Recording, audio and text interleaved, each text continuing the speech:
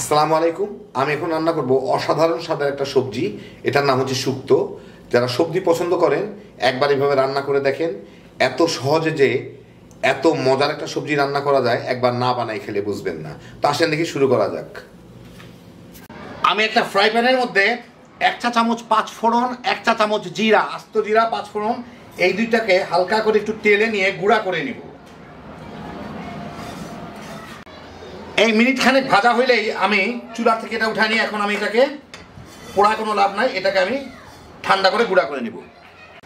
এইখানে আছে 1 চা চামচ রাঁধুনি। এই মশলাটার নামই রাঁধুনি, এটা কোনো কোম্পানির না। এটাকে ইংরেজিতে বলে ওয়াইল্ড সেলারি সিড, বাংলায় বলে রাঁধুনি। এইটাকে আমি বেটে নিব, গুঁড়া করে নিব অথবা বেটে নিব, মানে শুকনাও করতে পারি কিংবা পানি দিয়েও করতে পারি। ভালো করে দেখে রাখেন মশলাটা, এটা মশলার দোকানে পাবেন, কোনো ব্র্যান্ডে না, বলতে হবে রাঁধুনি দরকার, রাঁধুনি মশলা, মশলাটার নামই রাঁধুনি।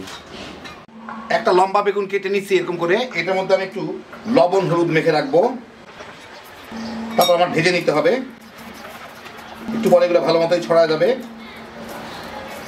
যা হইলো হইলো, অসুবিধা নাই। এইখানে আমি 2টা করল্লা, মানে বাংলাদেশ দেশি করল্লা নিয়ে নিচ্ছি কেটে, সেগুলোতেও একটু লবণ হলুদ মাখায় রেখে দিব। এগুলো আমার ভেজে নিতে হবে, একটু লাগাইলেই হয়ে গেল আর কি, মোটামুটি ব্যাস।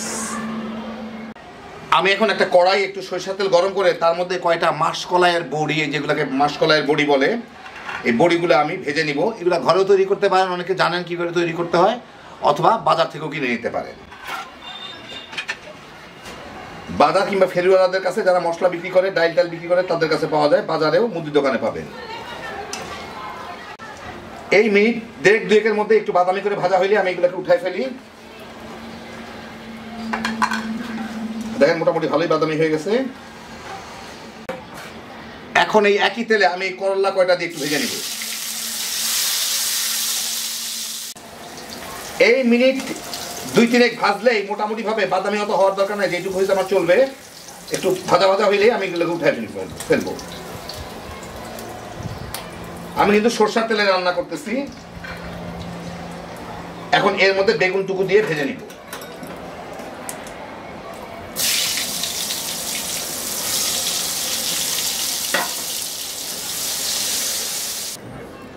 বেগুনটাও একটু বাদামি হয়ে ভাজা হইলে আমি এগুলোকে উঠাই নিব।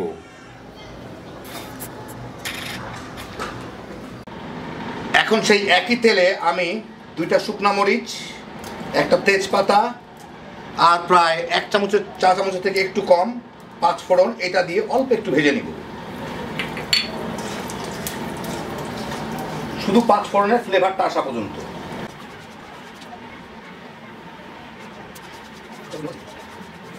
পাঁচ ফোড়নের ফ্লেভার ছাড়লে এর মধ্যে আমি আধা চা চামচ হলুদের গুঁড়া,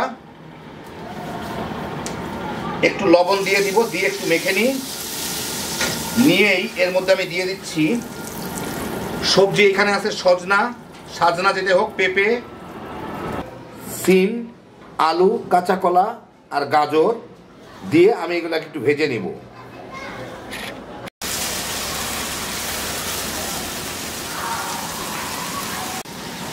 মিনিট 2-3 ভেজে আমি চুলার জালটা একদম কমাই দিলাম, দিয়ে এখন এটাকে ঢেকে আমি 5-6 মিনিট রান্না করব, যাতে সবজিগুলা সিদ্ধ হয়ে যায়। মাঝে 2-1 নেড়ে দিব, একদম লো ফ্লেমে, সবজিগুলা কিছুটা সিদ্ধ হয়ে যায় আর কি। 6-7 মিনিট ভেজে লো ফ্লেমে আমি কয়েকবার নেড়ে দিছিলাম। এখন এর মধ্যে আমি দিয়ে দিব 1 চা চামচ রাঁধুনি, যে আমি গুঁড়া করে রাখছিলাম সেই রাঁধুনি মশলাটা, 1 চা চামচের মতো আদা বাটা দিয়ে এখন এটাকে একটু ভেজে নিতে হবে মিনিট 1.5-2। আমি রাঁধুনিটাকে পানি ছাড়া বাড়ছি, মানে গুঁড়া করছি। আপনারা ইচ্ছা করলে পানি দিয়েও বেটে নিতে পারেন, তেমন কোনো ব্যাপার না। মিনিট 2 অল্প জালে ভেজেই, লো ফ্লেমে ভেজেই আমি এর মধ্যে দিয়ে দিব এখন 1 কাপ দুধ, আর দিচ্ছি 1 কাপ পানি, দিয়ে এটাকে হালকা হাতে একটু ভালো মতো মিশিয়ে নিতে হবে। ভালো মতো মিলা আমি একটু খেয়ে দেখি লবণটা। একটু নুন লাগবে, দিয়ে দিই। এখন আমি এটাকে ঢেকে 3-4 মিনিট জাল দিব হাই ফ্লেমেই, যাতে সবজিগুলো সিদ্ধ হয়ে যায়। প্রায় 8-10 মিনিট জাল দিয়ে আমি একবার নেড়ে দিছিলাম।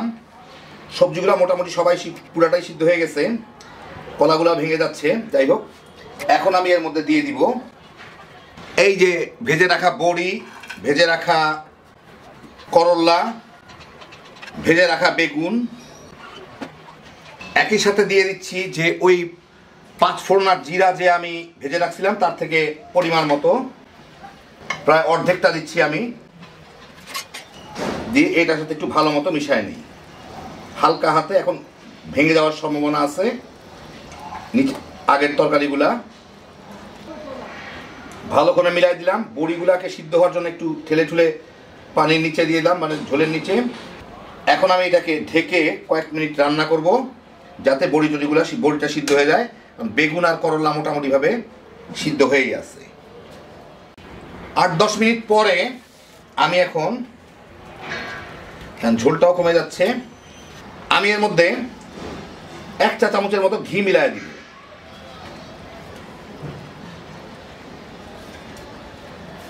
দিয়ে এইটাকে একটু নেড়ে মিশাই দিই, যাতে ঘির ফ্লেভারটা চতুর্দিকে চলে যায়। আরেকটা জিনিস দিচ্ছি, সেটা হচ্ছে যাদের ডায়াবেটিস আছে আপনারা আপনাদের অল্টারনেট সুগারটা ব্যবহার করতে পারেন। আমি একটু চিনি দিয়ে দিচ্ছি, চিনি দিলে টেস্টটা একটু বাড়ে। এই মুহূর্তে অল্টারনেট সুগারটা দিয়েন, তাইলে আর ওর মিষ্টত্বটা কমবে না, কারণ সুগার দিয়ে ওই সুগার দিয়ে জাল দিলে সাধারণত মিষ্টত্বটা একটু কমে যায় জাল দেওয়া হইলে। এখন আমি এটা মিশাই, মোটামুটি মিশে গেল ভালোই মতোই। এখন চুলাটা বন্ধ করে দিই, বন্ধ করে এটাকে আমি ঢেকে রেখে দিব 5 মিনিটের মতো। তারপরে আপনাদের আমি বেড়ে দেখাচ্ছি। তো এই দেখেন, হয়ে গেল আমার দারুণ মজার শুক্তো রান্না। এর ফ্লেভারটা যেমন সুন্দর, খাইতে তেমন মজা। খুব সহজে বানায় ফেলতে পারবেন, দেখতেও সুন্দর। যারা সবজি পছন্দ করেন খালি বানাইবেন আর তামা তামা করে খায় ফেলাইতে পারবেন। হ্যাপি জোশের একটা আইটেম। আল্লাহ আপনাদের সবাইকে ভালো রাখুন, সুস্থ রাখুন, নিরাপদে রাখুন। ইনশাআল্লাহ বেঁচে থাকলে আবার দেখা হবে। আল্লাহ হাফেজ।